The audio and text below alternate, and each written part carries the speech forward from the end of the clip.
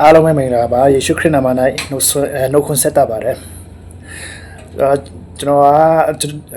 တော်နာမည်က Isaac Tan ပဲဖြစ်ပါတယ်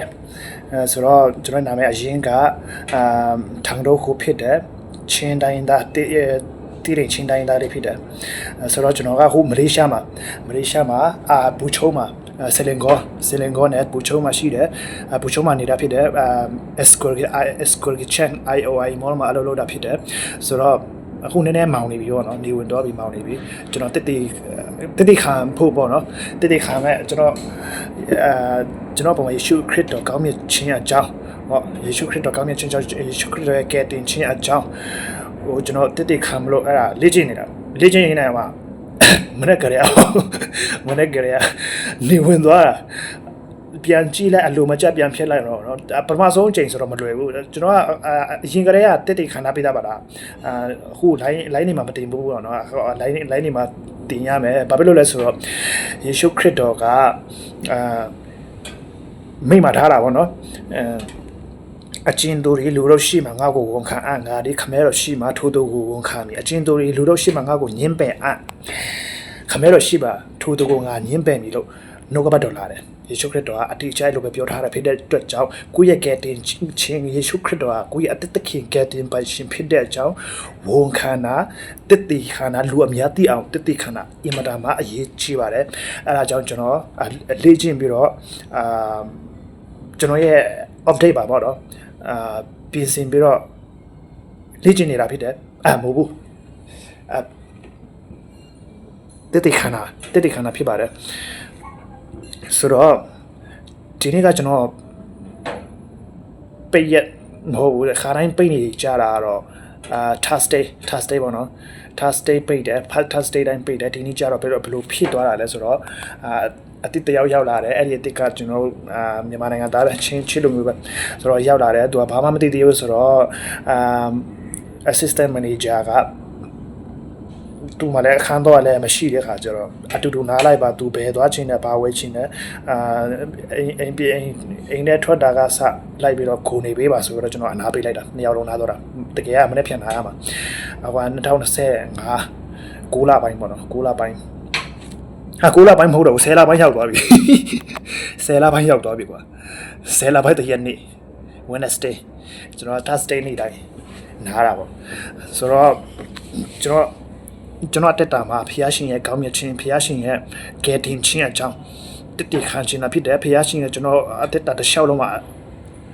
စင်စမပြတ်ကောင်းမြတ်တယ်တဖြည်းဖြည်းလွတ်မြောက်ခြင်းဝိညာဉ်ကိုကယ်တင်တယ်ပြီးရင်ခန္ဓာနဲ့စိတ်ကိုလည်းတဖြည်းဖြည်းကယ်တင်တော့အခုအကုန်စီလွတ်မြောက်ခြင်းအထိကျွန်တော်ရောက်သွားပြီအဲ့ဒါကြောင့်ယေရှုခရစ်တော်နာမကဘာဆက်ဘုန်းကြီးလက်မင်္ဂလာရှိပါစေကျွန်တော်တဖြည်းဖြည်းနဲ့ပေါ့နော်တိခံတော့မှဖြစ်တယ်တိခံသွားမယ်ဆိုတော့ကျွန်တော်ရဲ့ဝိညာဉ်လွတ်မြောက်ခြင်းအကြောင်းကိုပထမဆုံးတက်ခံခြင်းပါတယ်ကျွန်တော်ကငယ်ကလေးကခရိယန်ငယ်ရဲဆိုတော့ခရိယမိသားစုကနေမွေးဖွားလာတဲ့ခရိယန်တစ်ယောက်ဖြစ်တယ်ငယ်ကလေးဖျားเจ้าပုံမှန်သွားတယ် Sunday School ပုံမှန်တက်တယ်ဆရာမတွေရဲ့စကားကိုနားထောင်တယ်မိဘကိုယိုသေးတယ်လိမ်မာတဲ့အထက်မှာပါတာပေါ့လိမ်မာတယ်ဒါလိမ်မာလေးဆိုတော့မိဘတွေကဖျားเจ้าမှာခေါင်းဆောင်လူကြီးတွေဖြစ်တယ်ဆိုတော့ကျွန်တော်ဖျားเจ้าမှာပဲကျန်းစာတင်လိုက်ကျန်းစာအလို့ရွတ်လိုက်တချင်းဆိုလိုက်တရားနာလိုက်နဲ့ပြောနေခဲ့တယ်ဒီလိုနဲ့ကျွန်တော်8တန်းနဲ့အပြီး8တန်းနဲ့ဆိုတော့2009လောက်ရှိမှာပေါ့ကြားပြီကျောင်းပြည့်ရှိမှာဖျားเจ้าကဖွင့်ပေးတဲ့ကယ်တင်ချင်းတင်တာတပတ်တက်လိုက်တယ်ကယ်တင်ချင်းတင်တာအဲ့တော့ကကယ်တင်ချင်းတိတ်နားမလဲဘူးတက်လိုက်တာပဲဖွင့်နေဆိုတော့မိဘတက်ခိုင်းနေဆိုတော့တက်လိုက်တာပါအဲ့ဒီတပတ်ပြီးတော့တဲ့ခါမှာကျွန်တော်နှစ်ချင်းခံလိုက်တယ်နားမလဲဘူးတဘောမပါဘူးဒီတိုင်းပဲခံလိုက်တာဆိုတော့2010ခုနှစ်ကုရ်အာန်စာမေးပွဲကြည်ပြီးသွားတဲ့ခါပါပေါ့အဲ့ဒီ2010ခုနှစ်ကုရ်အာန်စာမေးပွဲမှာကျတော့ကျွန်တော်ကဘော်ရာဆောင်နေရတယ်မိဘပညာတက်ဖြစ်စေချင်တာပေါ့နော်စာတက်ဖြစ်စေချင်တဲ့စရာအောင်စေချင်တဲ့ဆိုတော့ကိုတန်းကလေးကျွန်တော်ဘော်ရာထားပေးတယ်ကျွန်တော်မိဘတွေကကျွန်တော်အရန်ချစ်တာဖြစ်တယ်အာမင်ဆိုတော့ဘော်ရာဆောင်မှာနေတဲ့ရွှေဒရိကန်ဘော်ရာဆောင်ပေါ့နော်ဒါဟာလာတာဗီလာလားအမနေတယ်ဘော်ရာဆောင်ထားပေးတယ်ဘော်ရာဆောင်မှာပထမဆုံးနေရတာဖြစ်တဲ့အတွက်ကြောင့်မလို့စိတ်ချင်းချက်တယ်စီးခန်းနဲ့အရာရာတိုင်းကမနေ့ အဲ့ရထားတာစာချက်တာအချိန်နဲ့ဆိုတော့ကျွန်တော်အိမ်မှာလွတ်ပဲနေတယ်ကြောင်းပြန်ပါညာ free သမားဆိုတော့ဘော်ရာဆောင်မှာရောက်သွားတဲ့ခါကျတော့စိတ်ချင်းချက်တယ်စာချက်လိုက်တော့စာပါချက်ရတယ်ဆိုတော့ပို့ပြီးတော့စိတ်ပြီးမှသွားတာပေါ့ဆိုတော့ကိုရန်ဆာမီပွဲကြီးပြီးသွားတဲ့ခါမှာအဲ့ဒီကုန်းရုံးပြီးစာချက်ခဲ့ရတယ်မြတ်ဘော်ရာဆောင်ထဲမှာစိတ်ချင်းချက်ခဲ့ရတယ်မြတ်တယောက်ထဲဆိုင်ကယ်နဲ့မြို့ပတ်မောင်းပြီးလိုက်တယ်မြို့ပတ်မောင်းပြီးတော့ရင်တိုင်းမှုဖြစ်သွားတယ်ကားကကျွန်တော်ကိုတိုက်တာလားဆိုင်ကယ်ကကျွန်တော်ကိုတိုက်တာလားကျွန်တော်ကပဲတိုက်တာလားဘာမှမသိတော့ဘူးတတိလေးသွားတာစက္ကန့်ပေါင်းများဆိုပေါ့မိနစ်ပေါင်းများဆိုတတိလေးသွားတာတတိပြန်ရလာတဲ့အခါမှာကျွန်တော်စိတ်ထဲမှာတစ်ခုပဲရှိတော့တယ်အဲ့တော့ကကျွန်တော်ကိုဆွဲထူတဲ့လူဟိုဟိုင်းပြီးတော့ဂူနီချတဲ့လူဆိုတာလည်းမရှိဘူးဘာဖြစ်လို့လဲဆိုတော့မြန်မာနိုင်ငံရဲ့ဒလိထုံတိုင်းရပေါ့ culture အရအမှုပတ်မှာကြောက်တာကျွန်တော်လည်းတတိလစ်နေတဲ့ခါကျတော့တေးတွားပြီလားဘာလားပေါ့ဘေးနာလူတွေအများကြီးပဲဝိုင်းကြည့်ကြတယ်ဖျောင်းမှလည်းဆွဲထူမယ်ဘာညာမရှိဘူးအသက်ဘေးနဲ့တွေ့အဲ့လိုတွေဖြစ်နေတာကိုယ်တွေတယောက်တည်းပဲဆိုတော့ကျွန်တော်အတွေ့အခေါ်ကျွန်တော်စိတ်အထဲမှာတောင်းဝင်တာတစ်ခုတည်းပဲကျွန်တော်တေးတွားရင်ဘယ်ရောက်မလဲဘယ်သွားမလဲအဲ့ဒီအဖေမိခုံးကတော့ကျွန်တော်မှတီးကြတဲ့အဖေမရှိဘူးတရားမှရမ်းကြောက်တာအဲ့မှတေးဘေးနဲ့တွေ့မှကျွန်တော်ဒိုင်ယာတွေကြိုက်ခဲနာကျင်းတာတွေဘာဖြစ်တယ်ညာဖြစ်တာကြုံမဆိုင်နိုင်ဘူးကျွန်တော်တေးတွင်းဘာဖြစ်မလဲဘယ်ကိုသွားမလဲငရဲလားကောင်းကင်ပုံလားဆိုတဲ့မိခုံးပဲအဲ့ဒီမိခုံးကတော့ကျွန်တော်မှအဖြေမရှိဘူးမတိကျမရရဘူးဖះเจ้าကဆရာမတွေတရားဟောဆရာတွေကတော့တေးတွဲရင်ဖះတခင်ကိုယုံကြည်တဲ့အတွက်ကောင်းကင်ပုံတွားရမယ်လို့တင်ပေးထားတယ်ဒါပေမဲ့ပြဿနာကကျွန်တော်အထဲမှာငြိမ်သက်ခြင်းမရှိဘူးကျွန်တော်တည်သွားရင်ကောင်းကင်ဘုံရောက်မယ်ဆိုတဲ့စိတ်ချမှုကျွန်တော်မှမရှိဘူးမတည်ချမရရမှုတွေနဲ့ပဲစိတ်ချောက်ချနေတယ်အရင်ကကျွန်တော်တနေ့တစ်ချိန်ချင်းတည်ရမယ်ဆိုတဲ့အကြောင်းတခါမှမတွေးခဲ့ဘူးတည်ချင်းနဲ့ကျွန်တော်မသက်ဆိုင်သေးဘူးကျွန်တော်ငယ်သေးတယ်မတည်နိုင်သေးပါဘူးဆိုပြီးတော့တည်ရမယ်အကြောင်းမကြားချင်မတွေးချင်စိတ်တော်မကိုတည်ရမယ်ဆိုတာ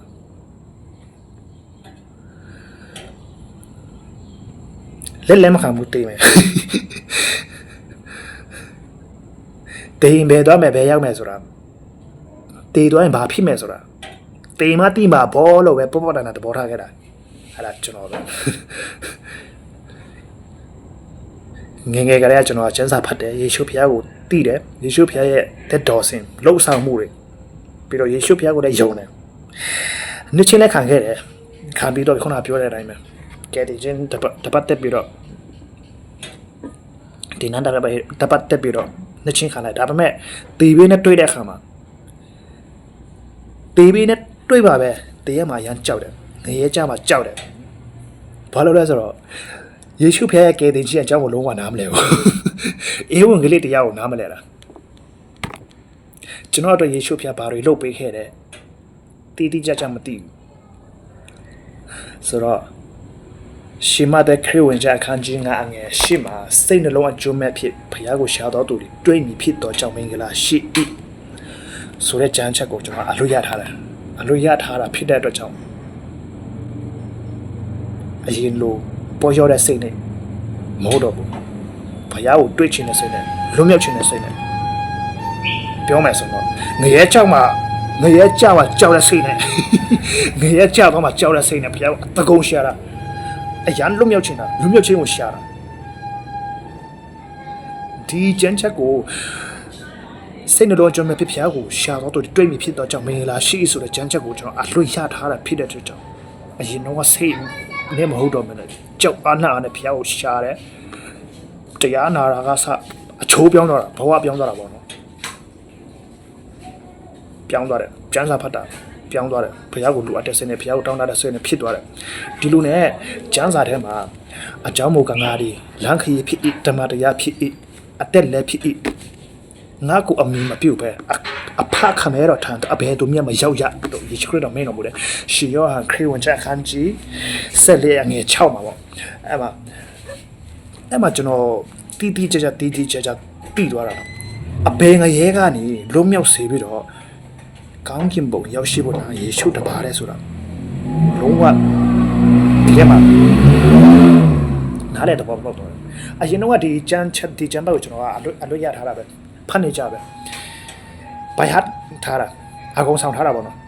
ဒါပေမဲ့အခုကမတူတော့လုံးဝပေါက်သွားတာရှင်းသွားတာကဲတင်ချင်းရသွားတာစိတ်ချမှုရသွားတာနားလေတော့ပေါက်သွားတာကျွန်တော်အရင်တော့ကခရိယာဖြစ်လို့ငရေကနေလွတ်မြောက်ပြီးတော့ခေါင်းကင်ဘုံရောက်မယ်လို့ထင်ထားခဲ့တာကျွန်တော်ရိုးတသားဝန်ခံတာပါကျွန်တော်အဲ့လိုပဲထင်တာကျွန်တော်ဖျားချောင်းပုံမှန်သွားလို့ Sunday School ပုံမှန်တက်လို့ဆရာမတွေရဲ့စကားကိုနားထောင်လို့တရားနာလို့မိဘကိုယိုသေးလို့လိမ်မာလို့ကျွန်တော်မိဘတွေဖျားချောင်းမှာခေါင်းဆောင်ဖြစ်လို့ကျမ်းပိုက်တွေအလွတ်ရထားလို့နော်စားတယ်ဖြစ်ပေါ့ဖျားခင်ကိုတီးလို့ယေရှုခရစ်တော်ကိုယုံကြည်လို့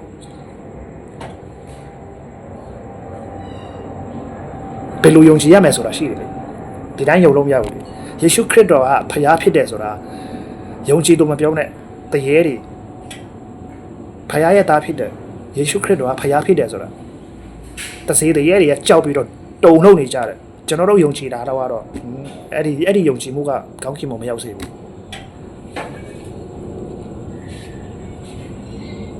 တစေတရေတွေကကြောက်ပြီးတော့တုံလုံးနေကြတယ်တဲ့ကျမ်းစာထဲမှာအဲ့လိုပဲဖော်ပြထားတာ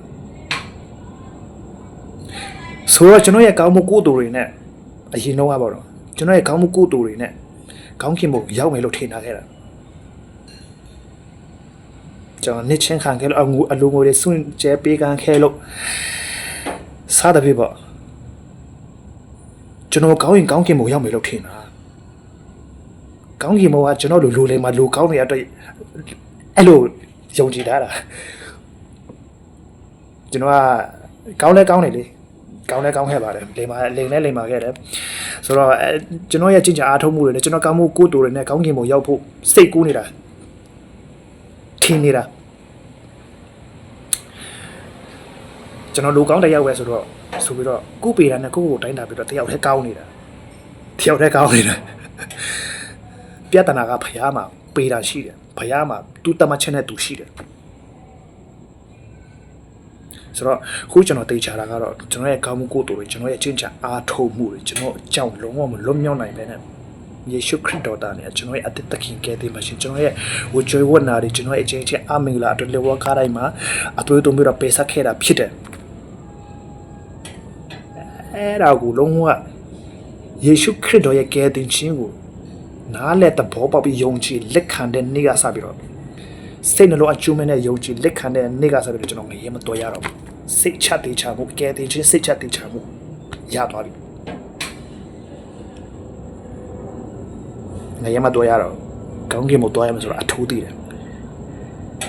အဲ့ဒါဘယ်သူကမှလာရှင်းပြဖို့မလိုဘူးရှင်းပြစရာလည်းမလိုဘူးကိုကအတိဆုံးဖြစ်တယ်ကိုကယ်တင်ခြင်းရလားမရလားမသိချသေးဘူးဆိုတော့ကယ်တင်ခြင်းမရဘူး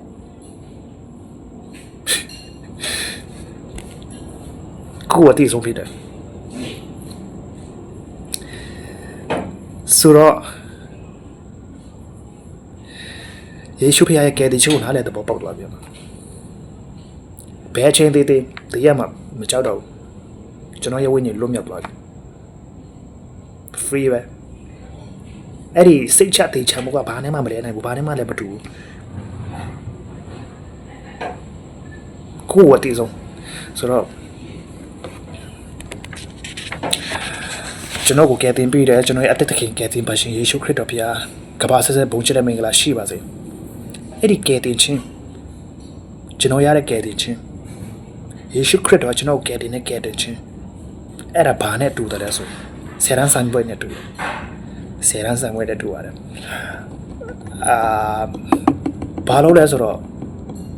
တေးရင်ဘယ်သွားမယ်ဘယ်ရောက်မယ်ဘာဖြစ်မယ်ဆိုတာတေးမသိတော့မဟုတ်ဘူး အခုကလေးအဖေထွက်ပြီးသားအောင်စင်းထွက်ပြီးသားဆယ်တန်းဆန်းပွဲလို့ပဲအောင်စင်းထွက်ပြီးသားယေရှုခရစ်တော်ရဲ့ကယ်တင်ခြင်းတည်င်းကောင်းဧဝံဂေလိတရားကိုကြားနာပြီးတော့ယုံကြည်လက်ခံနေဆိုရင်အောင်တယ်ဆန်းပွဲအောင်တယ်ကောင်းကင်ဘုံယေရှုခရစ်တော်ဘုရားရဲ့ကယ်တင်ခြင်းကိုလက်မခံဘူးမယုံကြည်ဘူးဆိုရင်တော့ဆန်းပွဲကြပြီဘယ်လောက်စူးစမ်းဘယ်လောက်ကောင်းတခြားနေလားမရှိဘူး only one way ယေရှုခရစ်တော် one way ပဲကောင်းကင်ဘုံရောက်ဖို့နေလားတစ်ခုယေရှုပဲတခြားလားမရှိဘူးအဲ့ဒီယေရှုခရစ်တော်ရဲ့ကယ်တင်ခြင်းတည်င်းကောင်းအဲ့ဒီယေရှုခရစ်တော်ကကျွန်တော်ဝိညာဉ်ကိုကယ်တဲ့ကျွန်တော်ကိုကယ်တင်တဲ့ကယ်တင်ခြင်းအကြောင်းကိုဝင်ငါတတိခန္ဓာဖြစ်တဲ့ကျွန်တော်ကိုကယ်တင်တဲ့ကျွန်တော်ရဲ့ဖခင်ကယ်တင်ရှင်ဖခင်ယေရှုခရစ်တော်ဖခင်ကဘာစစ်ပုံချလက်မင်္ဂလာရှိပါ